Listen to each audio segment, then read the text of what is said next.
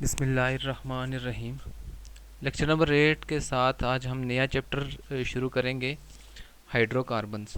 Hydrocarbons basically compound होते हैं carbon and hydrogen के। ये ऐसे कंपाउंड होते हैं which are consist upon carbon and hydrogen atoms. These are considered as parent of organic compound. तमाम ऑर्गेनिक कंपाउंड हाइड्रोकार्बन से ही डिराइव्ड शुदा होते हैं। हाइड्रोकार्बन को बेसिकली दो तरह से क्लासिफाई किया जाता है, इनकी ग्रुप बंदी की जाती है। इनकी दो टाइप्स में पहली टाइप होती है सैचुरेटेड हाइड्रोकार्बन। सैचुरेटेड हाइड्रोकार्बन ऐसे हाइड्रोकार्बन होते हैं जिनके अंदर carbon to carbon single bond होता है। इन्हें अल्केन्स भी कहा जाता है। इनकी आम मिसाल ईथेन है। ईथेन के अंदर दो कार्बन होते हैं, दोनों के दरमियान सिंगल बॉन्ड होता है और हर कार्बन पर 3 हाइड्रोजन होते हैं। इसी तरह से दूसरी क्लास है अनसैचुरेटेड हाइड्रोकार्बन की। अनसैचुरेटेड हाइड्रोकार्बन ऐसे हाइड्रोकार्बन होते हैं जिनके अंदर डबल या ट्रिपल बॉन्ड होता है। इनके अंदर डबल बॉन्ड होते हैं, इन्हें अल्कीन कहा जाता है। दो कार्बन पर मुश्तमिल ये अनसैचुरेटेड हाइड्रोकार्बन जो है इसे ईथीन कहा जाता है। इसके अंदर एक डबल बॉन्ड है और हर कार्बन पर 2 हाइड्रोजन है। अच्छा, जो बॉन्ड की तादाद बढ़ती जाती है between the carbon, her carbon पर हाइड्रोजन की तादाद भी कम होती जाती है। जैसे पहले सिंगल बॉन्ड था तो हर कार्बन पर 3 हाइड्रोजन थे, डबल बॉन्ड आने से हर कार्बन पर 2 हाइड्रोजन आ गए। इसकी दूसरी मिसाल है अल्काइन।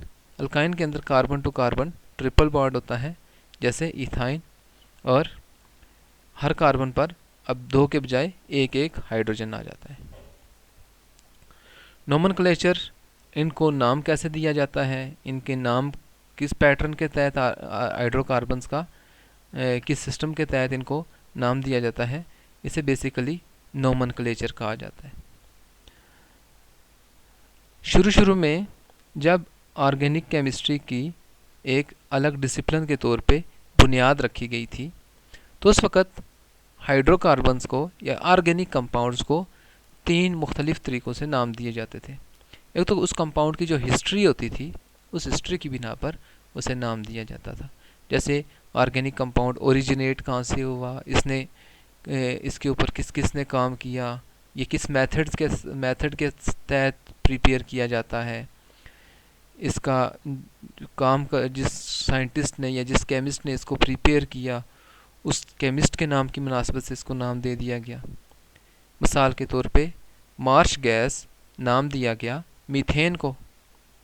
मीथेन को मार्श गैस भी कहा जाता है because it was found in marshy places.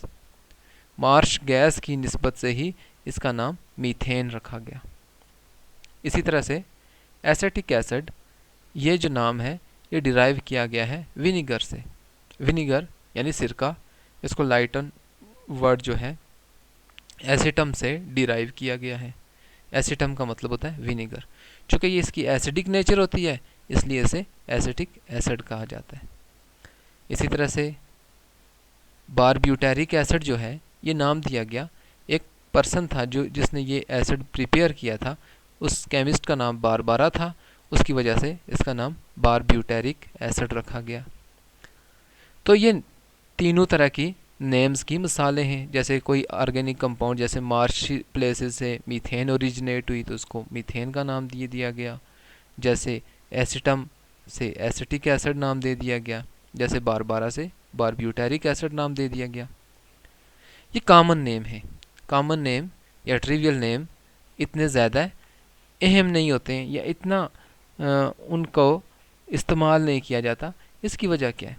गो के ये नाम याद रखने आसान होते हैं या इनसे ऑर्गेनिक कंपाउंड की पहचान किसी हद तक हो जाती है, लेकिन ये मैनेजेबल नहीं होते क्योंकि ऑर्गेनिक कंपाउंड की एक लार्ज वैरायटी है। लाखों के अंदर ऑर्गेनिक कंपाउंड की तादाद है। तो हर कंपाउंड को ओरिजिन की बिना पर, हिस्ट्री की बिना पर या साइंटिस्ट के नाम की बिना पर नाम देकर उसको डिफ्रेंशिएट करना खासा मुश्किल होगा। ऐसे में जो 5 से ज़ायद कार्बन वाले हाइड्रोकार्बन्स होते हैं या ऑर्गेनिक कंपाउंड होते हैं, उनका नाम ग्रीक या लैटिन न्यूमेरल्स की बिना पर उनको नाम दिया जाता है। अच्छा, ग्रीक या लैटिन न्यूमेरल्स उनके अंदर कार्बन की तादाद को ज़ाहिर करते हैं। एक ख़ास मालिक्यूल के अंदर नंबर ऑफ कार्बन एटम को रिप्रेजेंट करते हैं, ये न्यूमेरल्स, और इन नाम के आखिर पे ANE एज ए सुफिक्स लगा दिया जाता है। मिसाल के तौर पे N ब्यूटेन को C4H10B कहा जाता है। पेंटेन N पेंटेन या pentane C5H12, hexane C6H14, heptane C7H16। 5 से है पेंटेन तो C5, 6 हेक्सेन है तो C6, 7 हेप्टेन हेप्टा से है ANE आखिर पे लगाते हैं। कॉमन नेम आइसोमर्स के ऊपर भी एप्लीकेबल होते हैं। मॉलिक्यूलर फार्मूला जिनका सेम होता है, स्ट्रक्चरल फार्मूला डिफरेंट होता है। अब आइसोमर्स को डिफ्रेंशिएट करने के लिए इनसे शुरू में प्रीफिक्स लगाई जाती है N, आइसो और नियो, जो आइसोमर्स को डिफ्रेंशिएट करती है। जैसे 4 कार्बन पर मुश्तमिल ये हाइड्रोकार्बन है, इसे कहते हैं N ब्यूटेन। N रिप्रेजेंट करता है स्ट्रेट चेन हाइड्रोकार्बन को। एक ब्रांच हो तो शुरू में प्रीफिक्स लगाई जाती है आइसो, तो ये बन गया आइसो ब्यूटेन, क्योंकि इसके अंदर एक ब्रांच है एक कार्बन के ऊपर। अच्छा, आइसो का वर्ड रिप्रेजेंट करता है किसी भी स्ट्रेट चेन के अंदर एक ब्रांच को। N पेंटेन 5 कार्बन पर मुश्तमिल है ये कंपाउंड, तो इसके शुरू में N लगा दिया गया। आइसोपेंटेन एक ब्रांच है, नियोपेंटेन 2 ब्रांचेज हैं सेम कार्बन पर। ये जो सिस्टम है इसका लिमिटेड यूज़ है, बिकॉज कम्प्लेक्स मालिक्यूल को हम इस तरह से नाम नहीं दे सकते, क्योंकि कम्प्लेक्स मालिक्यूल में नंबर ऑफ़ ब्रांचेस बहुत ज़्यादा होती हैं, कार्बन एटम बहुत ज़्यादा होते हैं। इसके अलावा हम कंपाउंड की स्ट्रक्चर के बारे में ये नेम्स कुछ अच्छी इंफॉर्मेशन नहीं देते। अलबत्ता डिटेल मालूम करने के लिए हमें एक नया सिस्टम नोमेनक्लेचर का इंट्रोड्यूस करवाना पड़ा, जिसको हम नेक्स्ट लेक्चर में पढ़ेंगे। उसे कहते हैं आयोपैक नेम।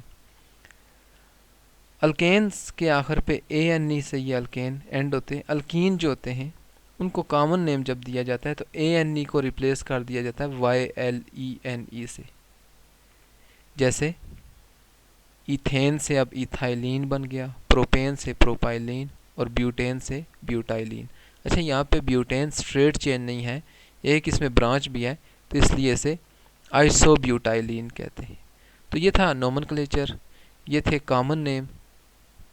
ऑर्गेनिक कंपाउंड को इसी तरह से रिप्रेजेंट किया जाता है कॉमन नेम्स के तहत।